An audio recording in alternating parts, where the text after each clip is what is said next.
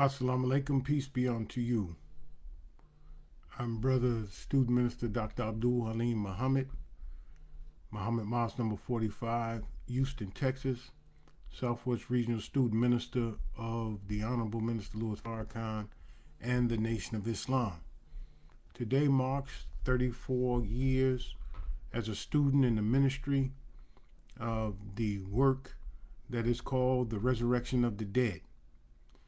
This work, initiated by the visitation of God himself on July 4th, making himself known on July 4th, 1930, Master Fard Muhammad, our Savior, and meeting up with the Most Honorable Elijah Muhammad September 22nd, 1931, began this work of the resurrection of the mentally and spiritually dead black man and black woman of America and the righteous of the world.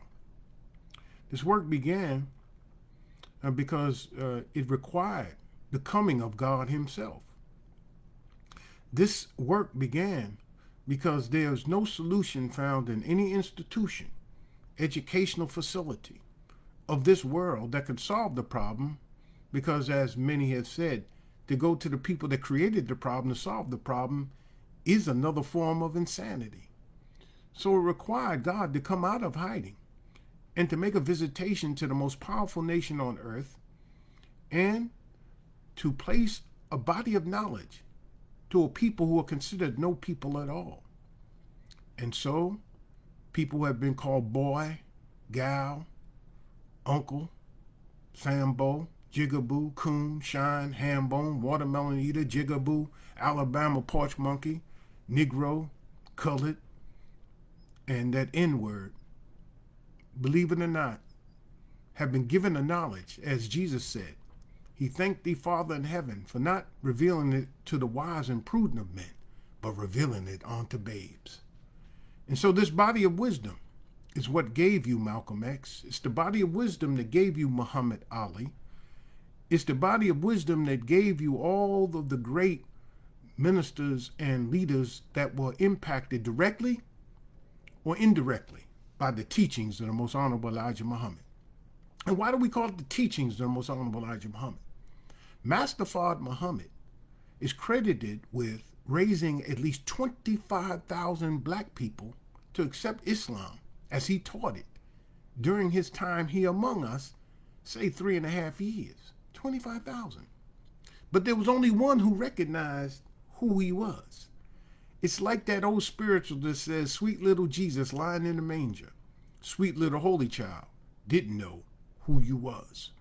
And so Master Fard Muhammad was recognized by the Honorable Elijah Muhammad because he was the son and the grandson of Baptist preachers. He had studied and knew the Bible, but he always said that he was going to preach it differently.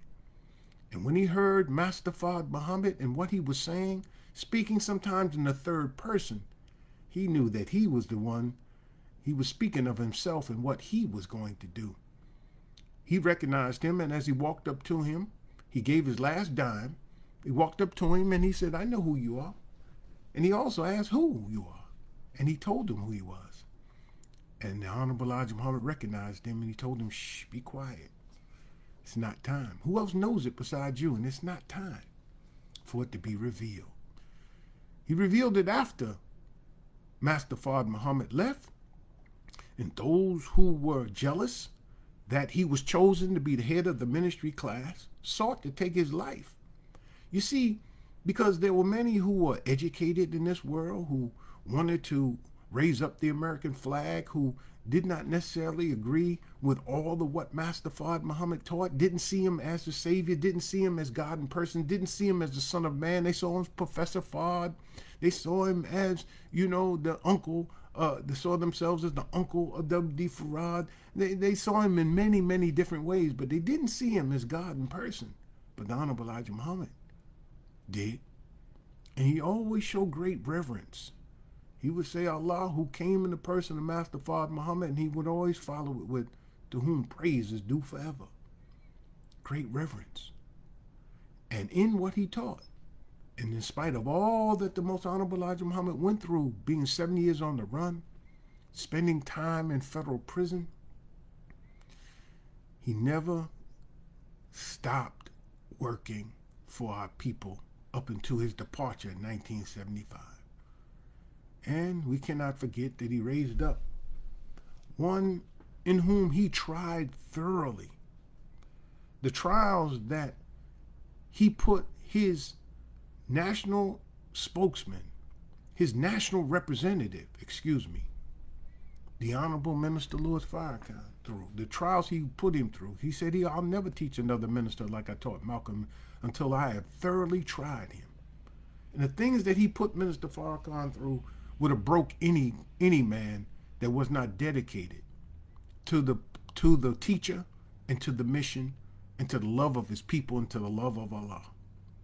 And Minister Farrakhan, like many of us, at the departure of the Honorable Elijah Muhammad, followed the leadership that was put before us by the family and the national laborers until it became evident that he just couldn't follow him anymore.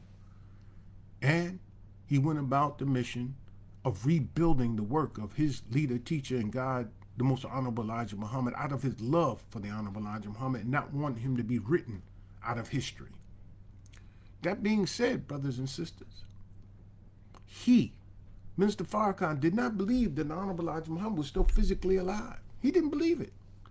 It wasn't until about 1980, 1981 that he began to see that the fulfillment of Scripture was here in America and with his teacher, and he, in the first Savior's Day since 1975, lifted up that, in fact, the Most Honorable Elijah Muhammad was still physically alive. Now, this caused great consternation with those who stood with Minister Farrakhan in the rebuilding of the Nation of Islam. Many of them were nationalists, many were from other communities, but they believed in the concept of us building an independent black nation and for us doing for self. They believed in the core principles that nationalism presents. But when the Honorable Minister Louis Farrakhan introduced the concept and the thought that his teacher was still physically alive and escaped the death plot, this caused many of them to separate themselves from him. And they asked him, why would you say something like that, Farrakhan? Why would you say something like that? And he just simply said, because I believe it to be true. Minister Farrakhan went on to go on to preach and to go into various venues, to go to college.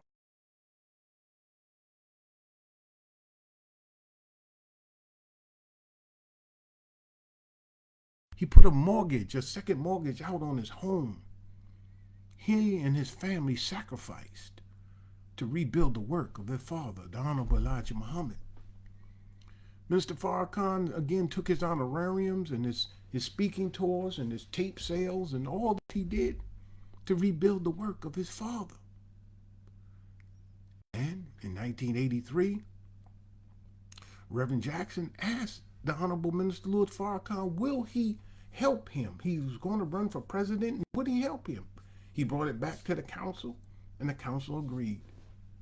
And Minister Farrakhan then went into the various churches and the base that Reverend Jackson had to speak to the efficacy of us at that time uniting, pooling our resources, and backing the candidacy of the Reverend Jesse Louis Jackson so he could bring to the forefront the cares and concerns that we haven't really had addressed since the 60s.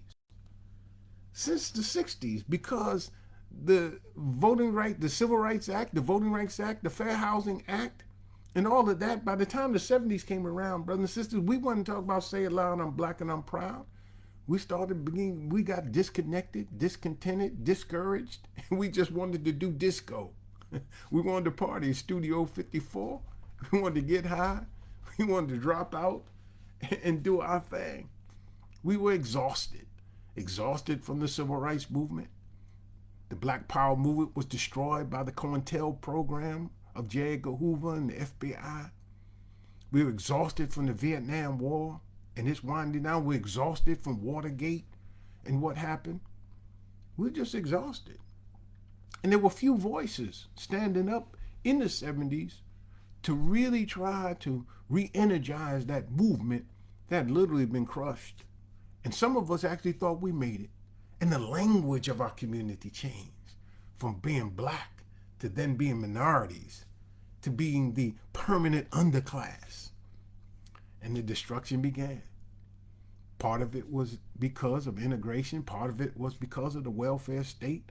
Part of it was because there was a conservative pushback against the Great Society. But in the Great Society, what Lyndon Johnson introduced, remember, brothers and sisters, that the very year that he signed the Voters' Rights Act 1965, right after that, the Watch riots broke out, and he impaneled a commission to study crime and urban rebellion. Not just the Kerner Commission, but he also began the war on crime. And all Richard Nixon did was drop the war on poverty, and he took up and accelerated the war on crime. Don't just blame it on Nixon. Just don't blame it on conservatives. Look to your own so-called liberal nanny state friends also. So, as we move forward, we've seen the pushback of conservatism and eventually lead to the election of Ronald Reagan and his trickle-down economics, and we've been dealing with that ever since. Tax cut for the rich, and it's going to trickle down. It hasn't trickled down. You know it hasn't, and I know it hasn't. So here we are, 2021, and look at the condition of our communities. How safe and decent are they to live in? And we keep moving out to the suburbs, and they keep moving further out, and we move out following them because we want good schools, we want decent housing, we want retail and all the things that come with living in a zip code that has a high professional or a professional demographic or has a high income, because that's what these companies, these franchises look at. They draw a concentric circle around a potential site, and they look at all the demographics and the marketing. They do the marketing survey to see whether or not it's worth their investment. That's the way capitalism works. So we keep moving out further, and then their children double back to the inner city, to the neighborhoods that we abandoned. And they want an urban form that is dense, walkable, and has mixed use. Like many of us who grew up in the Midwest and the East Coast and others, we've seen retail on the bottom with commercial or residential on top, mixed use. So you want that kind of urban form, which is the way that they used to build cities, not the agglomeration of single uses that are found in the suburbs where you must have a car. So now you see bicycle lanes appearing. You see improvements in pedestrian realm of sidewalks. You see mass transit. You see all the ride share. You see all of these things pop up within the inner city, but we have lost control of our neighborhoods and ownership of it. And because in real estate and in planning, highest and best use is the way that you utilize the property. So these property owners, because America is about guarding private property. Those 39 men that signed the United States Constitution, those other men who signed the Declaration of Independence on July 4th, they were all white male property owners. They owned land and they owned people, our ancestors. Yes. And so the Constitution, the Articles of Confederation, the Constitution that followed, the Bill of Rights that followed that, were all put in place to guard their private property rights. So, dear brothers and sisters, understand that black land matters. If we don't own property, we really don't matter. Now, Honorable Elijah Muhammad said something very interesting. You'll find it in Message to Blackman. We said, put Muslim program to Congress. He said that the Civil Rights Act would not stand no matter who the president was. And I think it's fair for me to say or add, neither will the Voting Rights Act or the Fair Housing Act stand. And as we've seen by the recent Supreme Court, today's Supreme Court ruling on the state-sanctioned actions in Arizona as regards to civil rights or human rights, or I should say voting rights in Arizona, It's only a precursor to all the stuff that's going on across the country. You don't have a right, and I don't have a right that they are obligated to follow. So sooner or later, we're going to come to the realization, as Michael Jackson said, they don't really care about us. The question is, when are we going to care about ourselves? When are we going to love each other enough to not turn on each other, but turn to each other? When are we going to have a conversation where we invite the whole family to the table, regardless of their ideological persuasion, religion, or whatever? Why do we adopt white people's cancel culture? That's them. God is about to cancel them. So I wouldn't follow them anywhere, because the only way you follow them to hell. I know you got good friends, and I consider there are people who I have very good relationships with, but they know where I stand. There's no ambiguity as to who I am and whose I am. And you shouldn't feel uncomfortable telling people the truth about what you see and what you feel. I don't care whether they're liberal or they're conservative. The liberal is a nanny state liberal. They wants to be maternalistic. Oh, and when you tell them, look, mama, I want to do something for myself. Oh my God, after I've given birth to you, I've fed you, I've cleaned your snotty nose, I've cleaned your dirty diapers. How dare you talk to me like that? Oh my God, you're breaking my heart. And then there's those father knows best conservatives. Hey, you need to stand up on your own and take personal responsibility, and you know what, personal liberty and individual choice, and pull yourself up by your bootstraps. When them and their circle have the boots and the damn straps, it's just ridiculous. It's like liberal lies, conservative cons, and anybody tell you that they're moderate, it's like a moderate myth. There is no political thought, theory, that's called moderate. There's not even a philosophical definition for moderate. There's a philosophical definition for conservatism, liberalism. There is political thought that's called conservatism and liberalism.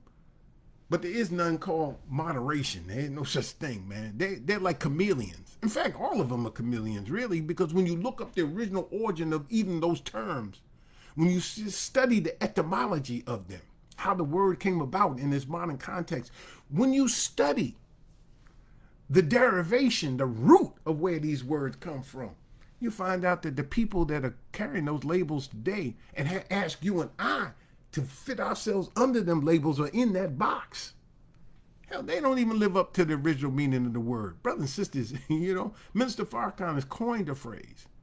He who gives you the diameter of your knowledge prescribes for you the circumference of your activities. So, brothers and sisters, if we allow people to label us, tell us what our political, philosophical, spiritual, ideological box we're supposed to be in, and we're supposed to act a certain kind of way, man, I'm a free black man. God has come to free us. He came and made himself known on July 4th, on the white man's Independence Day, because he wanted to declare you and I independence. We just observed and celebrated Juneteenth as a federal holiday where they emancipated us. We were made free, but were we made independent? That's a whole different word. And if you don't have discernment is the ability to know what is same, what is similar, and what is opposite. Now, freedom and independence may be synonymous, but they're not the same. So we were made free, but were we ever taken out of their control? You say that you and I are citizens, but do they really see us as citizens?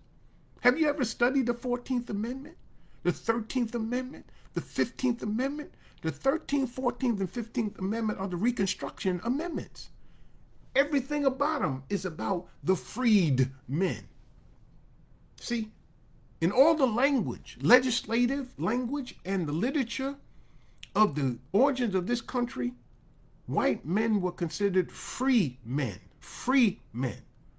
But in the language of emancipation, we were seen as freed men. Freed from their hand, but not from their control. So at a certain point in time, brothers and sisters, you and I now are running around pulling our hair out because they don't want to teach critical race theory. Critical race theory ain't critical race theory, it's critical race practice. As Alan Iverson said, practice. But yeah, Alan, this time it's real practice because they've been practicing on us all along. It ain't no theory. It's baked into the law. It's baked into the DNA of this country. And if they don't want to teach their children about the truth of what happened in this history, the truth that will set them free, then aren't we obligated to teach our own children? Aren't we obligated to do what other ethnic groups have done when they've come here? They put their children in the public school system or started their own private school. But let's say they put their children in the public school system and they excel. The Indians, the Asians, the Arabs, others, they come here. Africans, they come here. Do you know that the highest educated class of people that immigrate to America are actually Africans? They got more advanced degrees than any other group that come here. But why do these people come into the school system that we say is the killing field of our children? And yet they excel. That is because they have not been robbed of the knowledge of self, their language, their God, their folkways, their mores, their norms, their values. And they take their children and they keep their families tight and they have a community life. And they teach where they come from and what their culture is about. Now, maybe second, third generation, they become Americanized. But the truth of the matter is, brothers and sisters, that their family and their community life pretty much stays intact. So now, what about us who are here before there was a here? What about us who are indigenous to this hemisphere? And those of us who were imported and kidnapped and brought to this hemisphere? What is it that we're going to do? Brothers and sisters, 34 years of student ministry in the Nation of Islam has taught me a lot, but it hasn't taught me everything.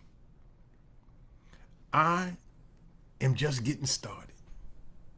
And so I'm asking you to join us and help us to make our neighborhoods safe and decent places to live. We're going to begin a series of community meetings where we're going to roll out our plan to make our community safe and decent places to live. All are invited and all are welcome. Come out and be a part of it. And if you would and want to be, then answer the poll question, yes. And if you will, put your email address in the chat and tell us how we can get in touch with you, or email us at ceo@actioncdc.org and let us begin to build a database so that we can have an army of righteousness. This is a multi-faceted, multi-dimensional problem. And we need all the help that we can get. Crime and violence cannot be solved by law enforcement alone. I've said that a million times. Domestic violence. We need help from the Women's Center when it comes to domestic violence. Mental health. We got to come out of denial, y'all. It seems like incest, rape, and mental health is something we don't want to talk about at all. And because I'm over the Southwest region, I'm not going to limit this to Houston, but I got to start somewhere. We want to come to Dallas. We're coming to Oklahoma. We're coming to Louisiana. We're coming to Arkansas. We're coming wherever we got to come. Because brothers and sisters, and New Mexico, if we're coming out there too. Because we have to begin to understand. One thing I want you to understand, brothers and sisters, in Texas, they've passed a constitutional carry law. Understand, brothers and sisters, the Second Amendment was never made for us.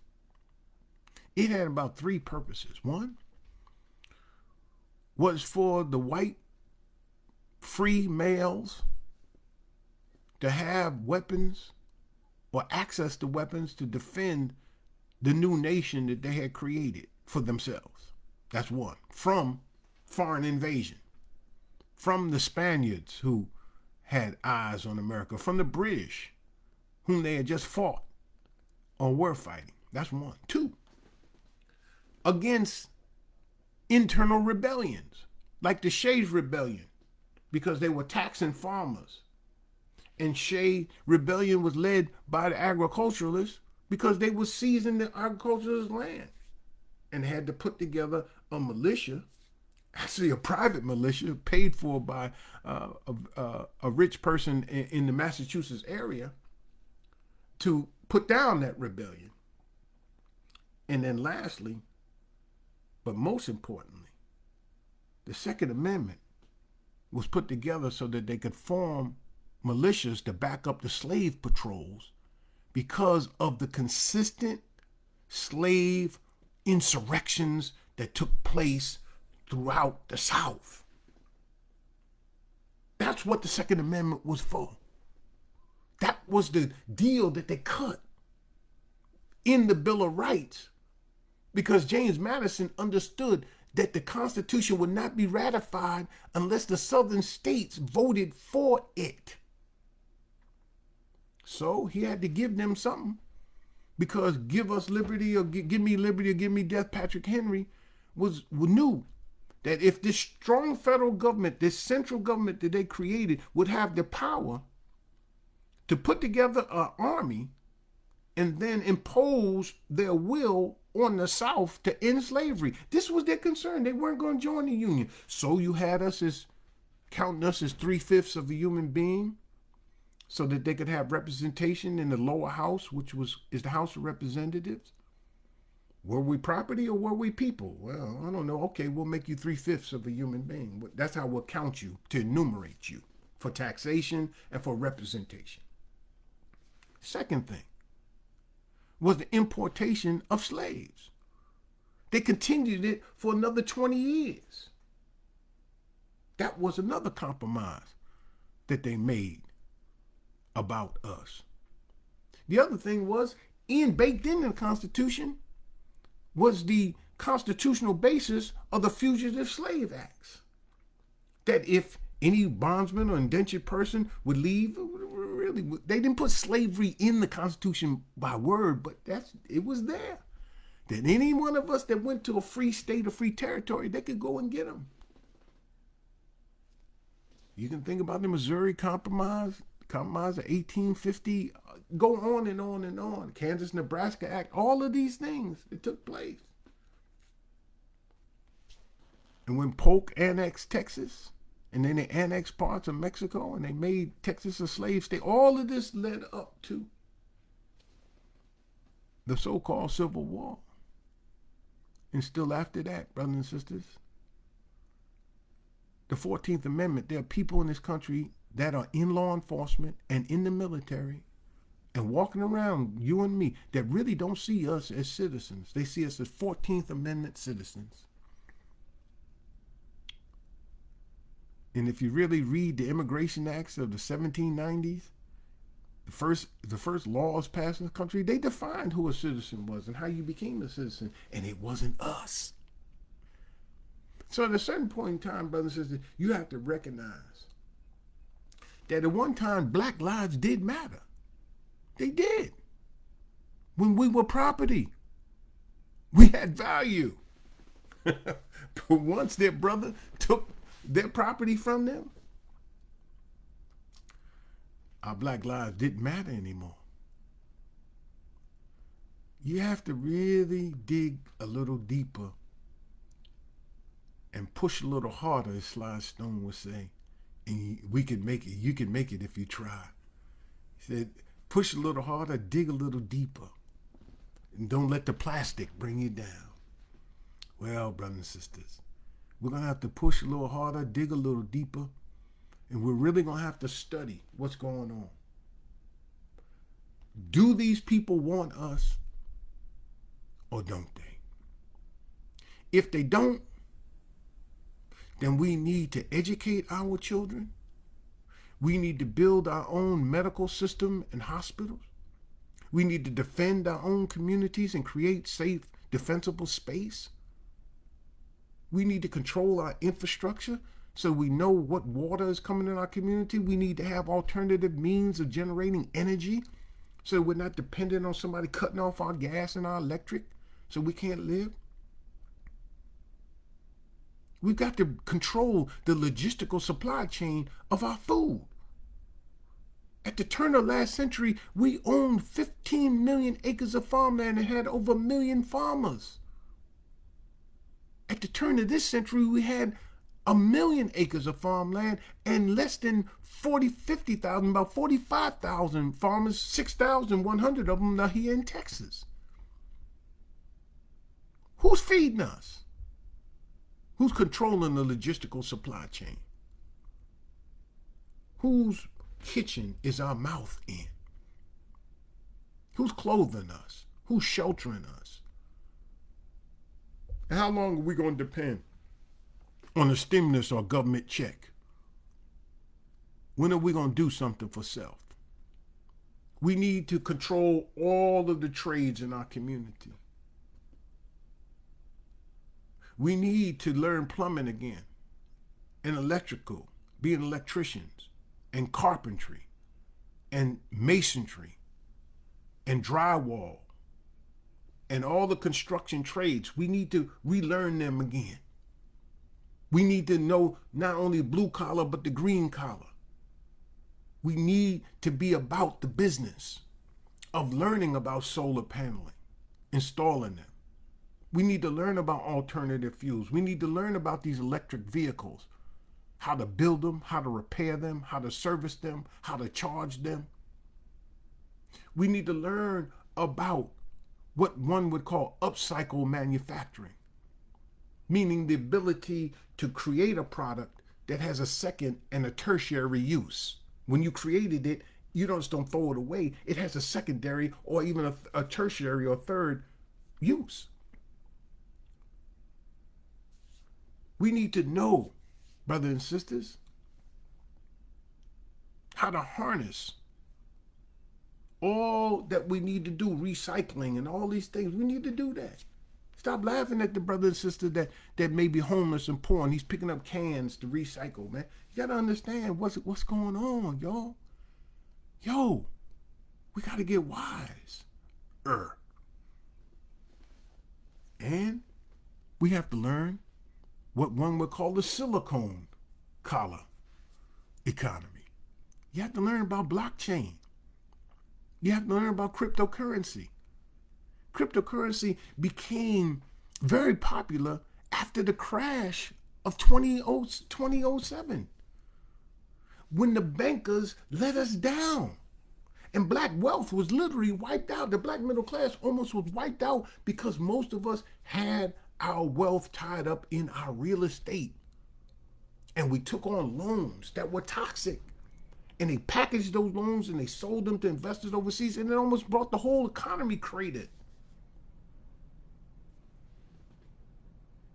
So there was a thing called blockchain technology, and people began to put crypto or digital currency on that blockchain, and they decided to give it their own value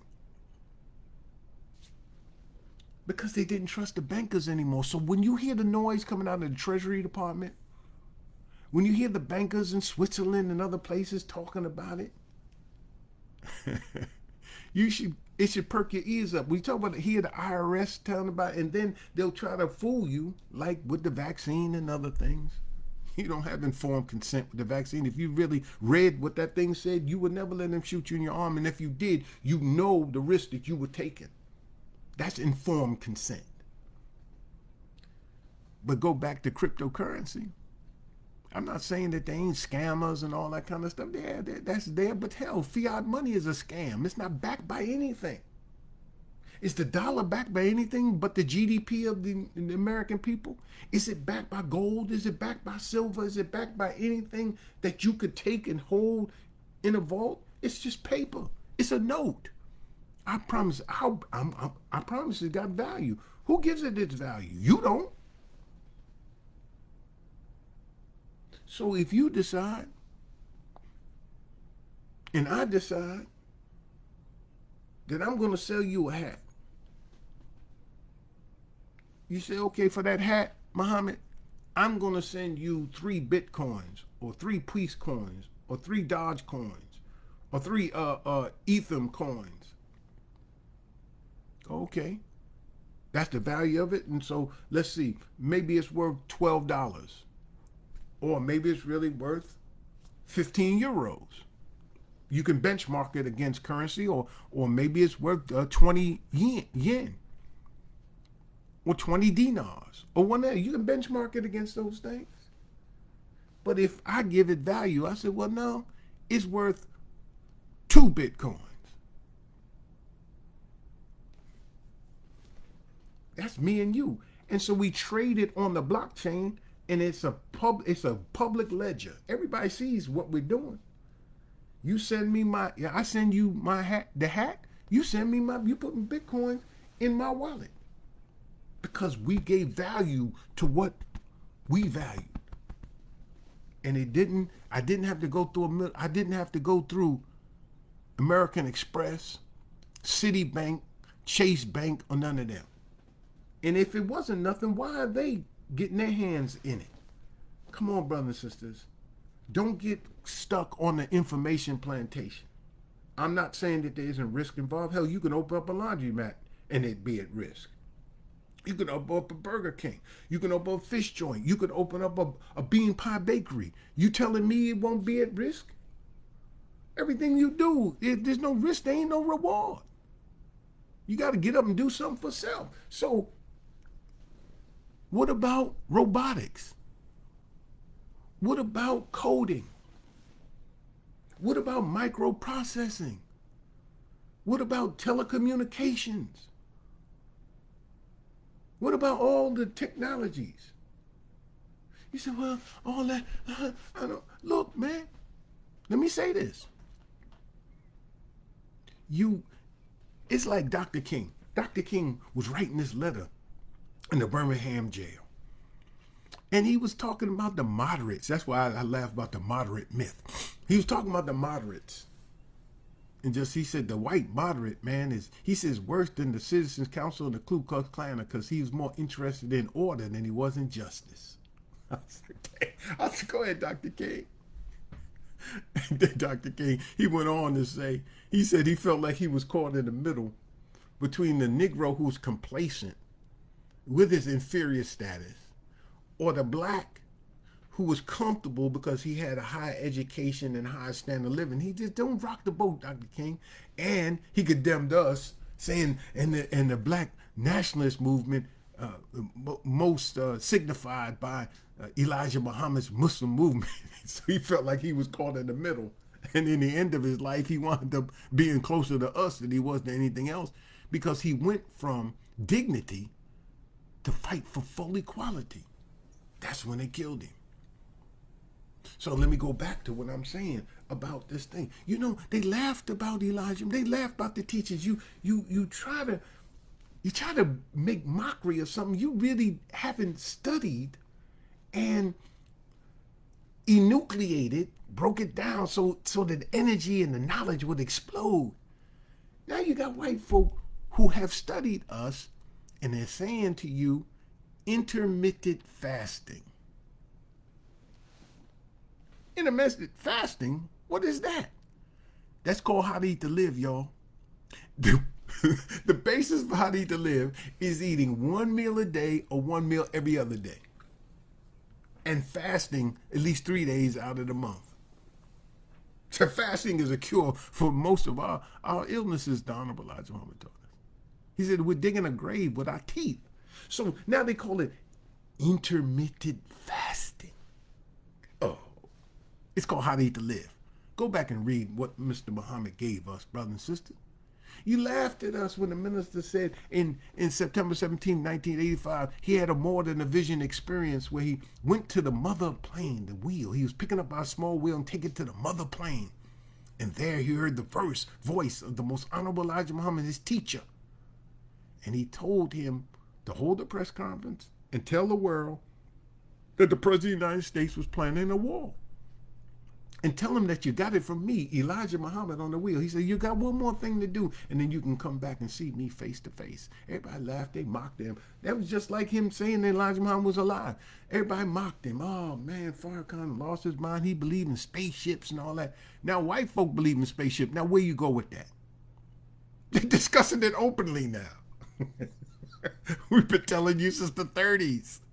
The Honorable Elijah Muhammad was pointing out this deadly wheel when he was with his teacher in the 30s. We've been telling you about it. When they captured him, when they arrested him, when they broke into the temple, they took the blackboard, they took his book bag, they took the lessons, they got all of that stuff. They know our teachers, and they questioned him about it. So they already knew. And no, they're not aliens. They're people that look like us.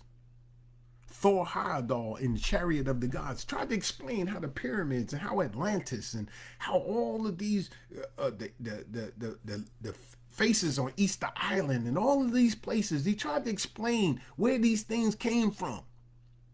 And you know what? He tried to blame it on aliens who visited from another galaxy, another planet, instead of just admitting that black folk been here since there's been a here. And we have hidden our books of knowledge. Because if we had allowed them to have our books of knowledge, we never get rid of these people that are ruling the earth right now.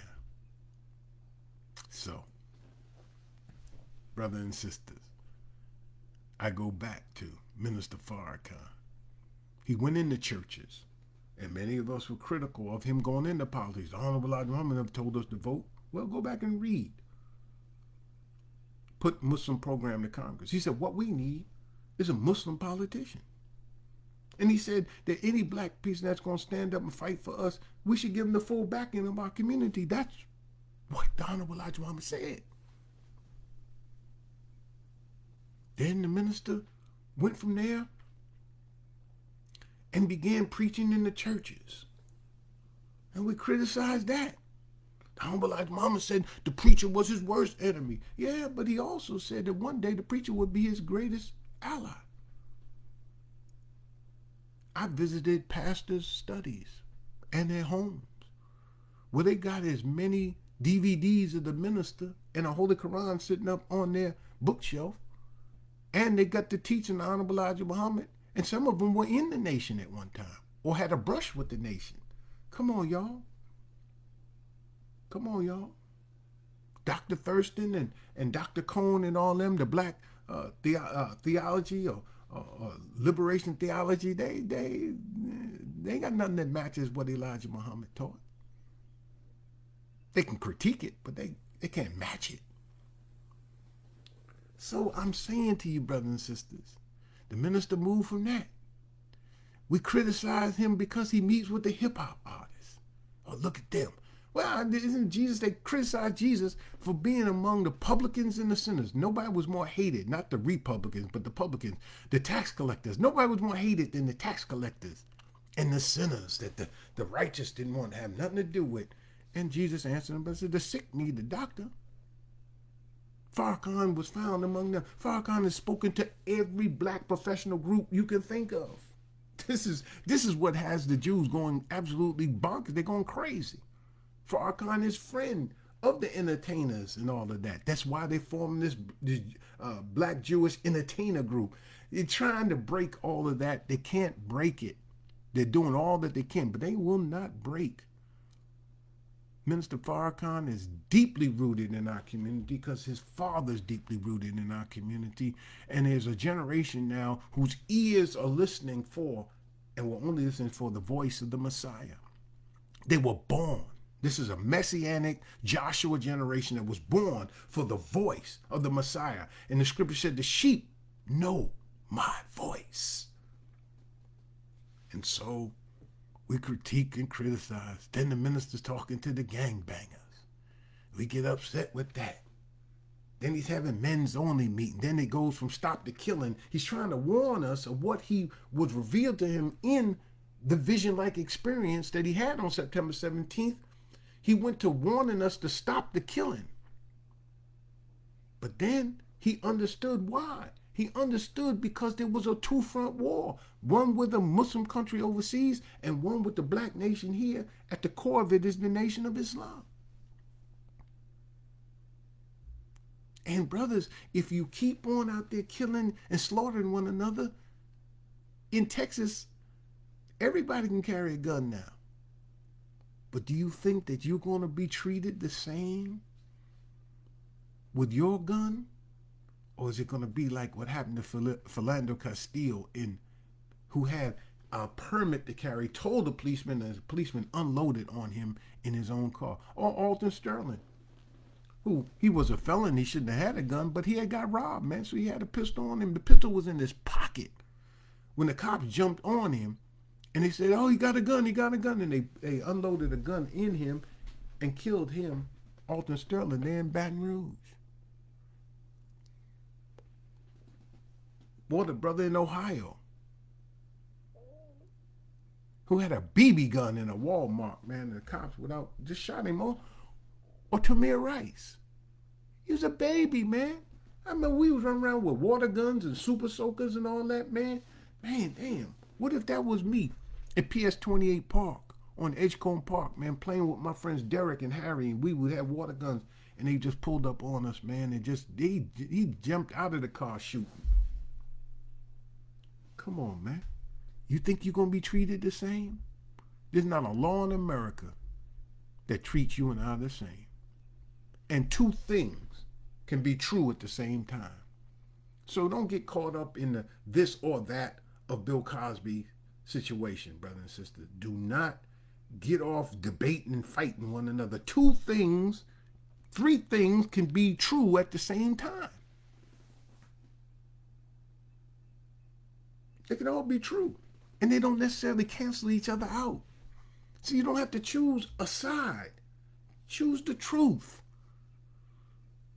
Is it true that black women, in particular women, are disrespected, and black woman is the most disrespected person in America? Yes. Is it true that there's sexual assault and incest in our community? Yes. But is it true that there are two sets of laws for black people and white people in this country? Yes. So two things can be true. Three things can be true at the same time. Why choose sides? Choose the truth. Because that's what's going to set us all free. So look, this is my 34th year. I was asked by a pastor today, you going to do something special, Muhammad? I said, no, 34 years, what is that? I did something they did something for me on my 25th year. And if this is the 40th year, maybe I'd look at doing something, but it wouldn't be for me. It would be to highlight what's going on in the community. So, save the date. July 31st, 11 a.m., place to be announced. We're going to bring together the community to talk about a plan, a peace initiative to make our neighborhood a safe and decent place to live. This ain't a whole bunch of talk. This is what, hey, do you want to help? Here's what we're going to do. We're going to only do it to the extent that we have the resources available, but we're going to do it because we can't sit around waiting on a mystery God. We have to put ourselves in between the gangs and the guns. We have to go knock on the doors and ask our brothers to stop beating their wives and their children and the wives, beating them men upside the head with that skillet. I'm laughing, but it ain't funny. It's sad. We're going to have to deal with the mental health, that being sheltered in place, the economic pressures that have been placed on us, the thought of being evicted or being foreclosed on, our children being locked down, not being able to go to school, being cut off from their friends and their social relationships and the proper development that comes through a proper socialization. We got some real stuff going on that we can't deny. Our use of drugs, and what is going to be the long-term impact of this vaccine on our community for those who have taken it? Do we really know? So I'm saying, brothers and sisters, I thank Allah for the Honorable Minister Louis Farrakhan coming here on June 30th 1987. He came to Houston. When he stepped off the plane, he was wearing a white walking suit with white patent leather shoes. He had his briefcase and he had his garment bag over his shoulder. He came to Houston, Texas by himself. No security. Just came in by himself. And he came and he set the mosque back up, and we had laborers, student laborers that were chosen. And I've been the student minister along with others who came before me, served with me, and are serving now and will serve after me. It's not about I, me, and mine, y'all. It's about us, our, and we. And what we've got to do now is we've got to come together and pool our resources physically as well as financially, and do what the Most Honorable Elijah Muhammad told us to do. And get up and not get caught up in all of these side fights, and get our focus back on what's happening, because America is unraveling right in front of our eyes. And you and I are in third class section of the Titanic. We're down below. And when that ship hit, the people down below drowned first. So you and I got to get up to the deck and muster and get on our life jackets and get to the lifeboats as this ship of state is about to unravel. And I say to you, brothers and sisters, most humbly, we who are in the Nation of Islam, if we don't check ourselves, our great nation will unravel. Because the Torchlight for America by the Honorable Minister Louis Farrakhan, the Torchlight for America, really you could substitute it for the Torchlight for the Nation of Islam. Everything in there applies to us. We need to be very introspective. As I'm doing, I'm looking at me. I'm looking at the mistakes I made. I look at the people that I may have hurt and have hurt, real or imagined. I'm looking to take the blame off of them and put it on me, and to do everything I can within the time that Allah gives me on this planet to pay it forward, so that when they have my janazah and they say the prayers over me and they say, "Oh Allah, do not deprive us of his reward, and do not let us fall into distress after him." What does that mean? That means that everything that we're doing right now, everything I'm doing and everything you and I are doing, is not for us. We need to honor our ancestors, man. Stop worrying about what white people think, what they think. Who cares what they think? What would your ancestors think about you and I having the level of education, economics, certain amount of freedom, and we not doing nothing with it? And if we pay it forward, beloved, do not deprive us of his reward. Everything I'm doing, I'm not going to see the fruit of. If this was a tree, I'm not going to eat the fruit from this tree that we're planting right now.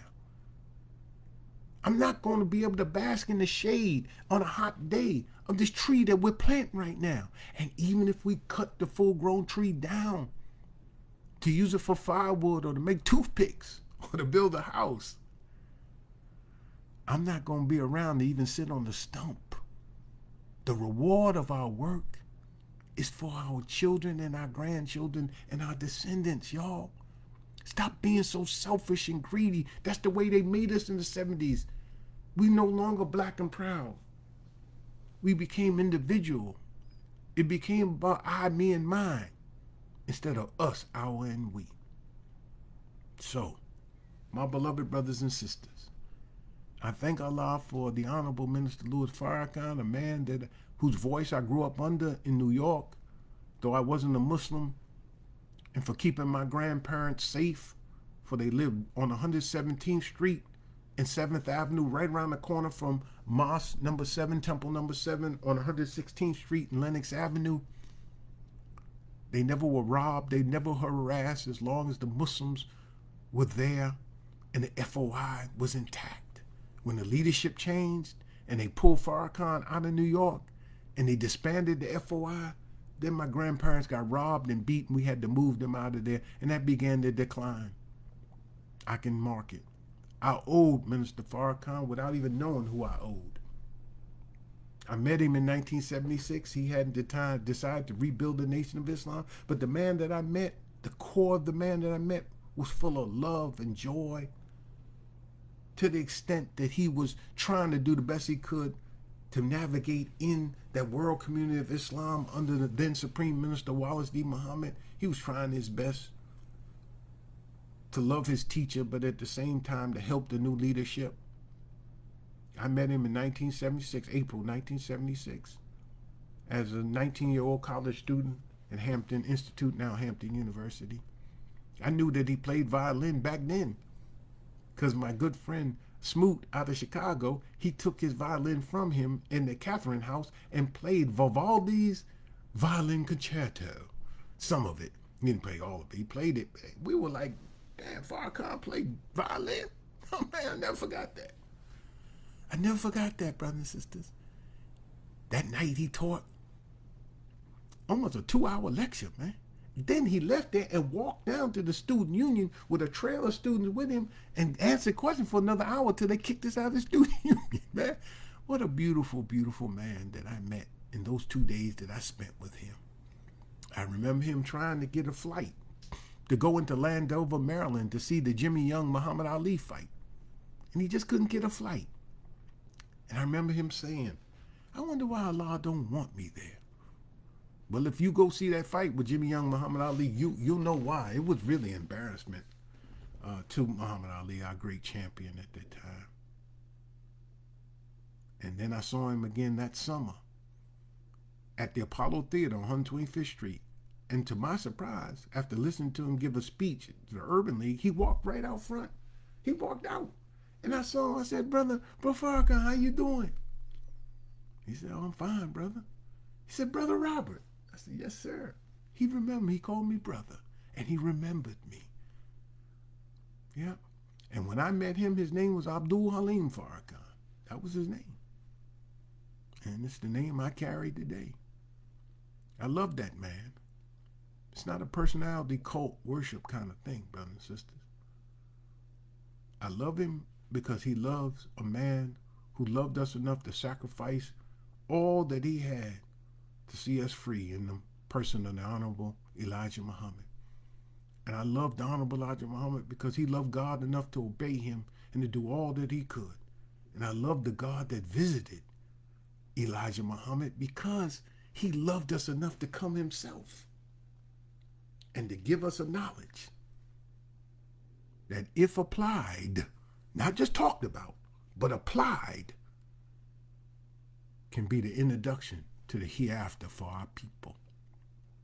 So, brothers and sisters, I thank you for watching and listening to these few words that I had to say. Thank you for, in a sense, celebrating this 34th year of our student ministry, our ministry in the student ministry class, or as I like to call it, Aaron's priesthood. I thank you so much for your love and for your comments, and I hope that you will come and be a part of the work that we're doing. Go to noihouston.org, noihouston.org, as we are about to reopen our mosque here in Houston. We had to renovate it and do some things after Hurricane Harvey. It was an old building, and Hurricane Harvey just put the like the atomic elbow, jumped off the top rope on us and really caused us to really replace the systems in it and this, that, and other. And we've incurred some debt. We're doing pretty well right now, but we could use your help in paying off that debt and finishing the work we have to do so we can get our occupancy permit and put all the bells and whistles necessary to move us into the 21st century. It's not going to be just a mosque for prayer and hearing lectures, but a place to organize, a place to fellowship, a place to come together for us to sit down and for the community to utilize and to be an asset to the community, particularly during emergency management situations where we are in hurricane season and Texas just experienced a freeze. We want to get all the modern things I talked about, solar paneling and backup generation system and all of that, but we need your help in order to do that. So I'll put it in the chat box. Houston.org. Go to that website, brothers and sisters, and make a donation, if you will, to help us with the efforts that we are doing. And spread the word, and send it out to your friends and your neighbors and others, and tell them, help us in the work that we're doing here in Houston. We're trying to set an example and show, not just talk, but show and prove the efficacy of what we've been taught by the Most Honorable Elijah Muhammad, and what we've been displayed, and the great example we've received from the Honorable Minister Louis Farrakhan. So, my brothers and sisters, may Allah bless you, may He keep you. And remember, kind of goes like this: they, them, and theirs can never overcome us, our, and we, if we will only subordinate I, me, and mine. As Jesus said, I of myself can do nothing. So it's going to take us, our, and we, backed by the will and the mind of Almighty God, that we not only be free, but be independent, that we be equal and justified with man and mankind. So thank you for listening. May Allah bless you as I greet you in peace. Assalamu alaikum, and enjoy your Independence Day, July 4th, because God came to make us independent. Peace.